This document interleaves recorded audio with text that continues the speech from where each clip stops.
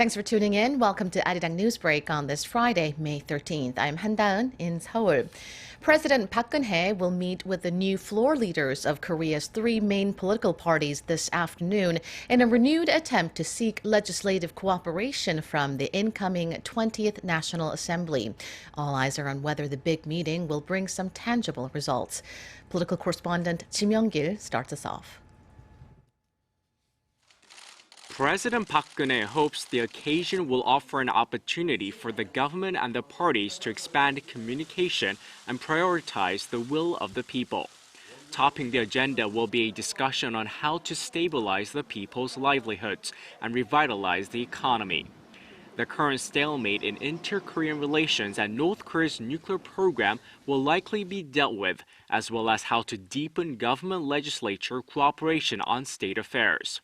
However, the opposition parties, the Minju Party of Korea and the People's Party, have expressed little hope of any significant breakthroughs, especially if the president only tries to seek cooperation for bills she is interested in. The opposition bloc plans to urge her to fully embrace public sentiment and open up communication. The meeting, the first of its kind since last month's general election, will take place at the presidential office of Cheongwade on Friday afternoon. Jung Jin-seok, the floor leader of the ruling Saenuri Party, and his counterparts from the Minju Party Woo Sang-ho and the People's Party Park Ji-won will attend the meeting along with their chief policymakers. Kim Young-gil, Arirang News. North Korean leader Kim Jong-un has made his first public appearance since the Workers' Party Congress came to a close earlier this week. The state-run Korean Central News Agency reported Friday that Kim toured a machine equipment exhibition hall that was constructed as part of celebrations for the event. Kim, who was elected party chairman at the Congress, was joined by Kim Yong-nam, Hwang Byung-seo, and Choi Ryong-hae, powerful figures within the party's central leadership. The report did not elaborate on when Kim made the inspection or where the exhibition hall is located. Experts say his first public outing was aimed to show North Korea's push to revitalize its economy in line with plans laid out by Kim during the Congress. This just in, Korea's central bank has held its key rate steady at 1.5% for the 11th straight month in May. The rate freeze comes amid uncertainties over corporate restructurings and unfinished talks between the Bank of Korea and the government over securing capital for the government-run banks. We'll bring you more details during our next newscast. Battling a recession, corruption, mass protests, and the Zika virus, the last thing Brazil needed was a political crisis, but its president has now been kicked out of an office to face an impeachment trial. It leaves the new government facing accusations of a coup just a few months before hosting the Olympic Games. Park Jong-un has the latest on the troubled country. The impeachment process against the disgraced Brazilian leader is now in full swing. In the 81-member Senate, 55 voted to put President Dilma Rousseff on trial for allegedly manipulating finances to disguise a ballooning public deficit and the run-up to her re-election in 2014. This move has immediately suspended the authority of Brazil's first female president, and with the way things are going, observers say it looks likely to put an end to more than 13 years of rule by the left-wing Workers' Party.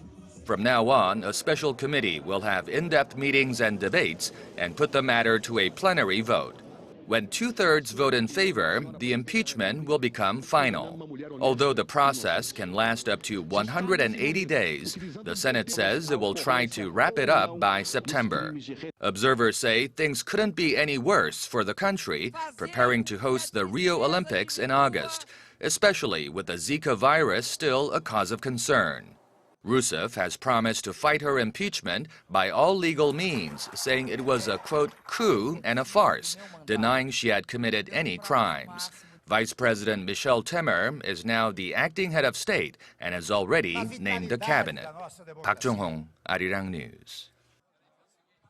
UN Secretary General Ban Ki-moon will visit South Korea and Japan this month to attend some international conferences. Ban spokesman says the UN chief will visit Korea's southern resort island of Jeju on May 25th for a regional multilateral dialogue promoting peace and prosperity in East Asia, known as the Jeju Forum. Then he will travel to Japan on May 27th for the G7 summit before coming back to Korea on May 30th for the UN Department of Public Information and Non-Governmental Organization Conference in the southeastern city of Gyeongju. Pan's visit to Korea, his first in about a year, comes after the ruling Saenuri Party's crushing defeat in last month's general elections. The Secretary General has been in the spotlight as many speculate he may run for president in 2017 as his second five-year term as UN chief ends this year. The Republican Party's presumptive presidential candidate Donald Trump has stepped up his campaign to win over skeptics within the GOP. On Thursday, Trump met with one of them, Paul Ryan, Speaker of the House of Representatives. In a joint statement following their talks, Trump and Ryan said they recognized many important areas of common ground despite their few differences. Although withholding his endorsement, Ryan said he was very encouraged and stressed that his primary goals were party unity and defeating Hillary Clinton. This is a major shift from last week when Ryan announced that he was not ready to support Trump.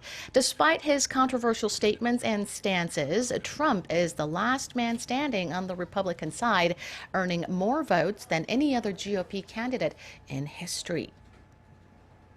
And that does it for now. Thank you for watching. Stick around to check out more of the day's domestic and global headlines coming up at noon.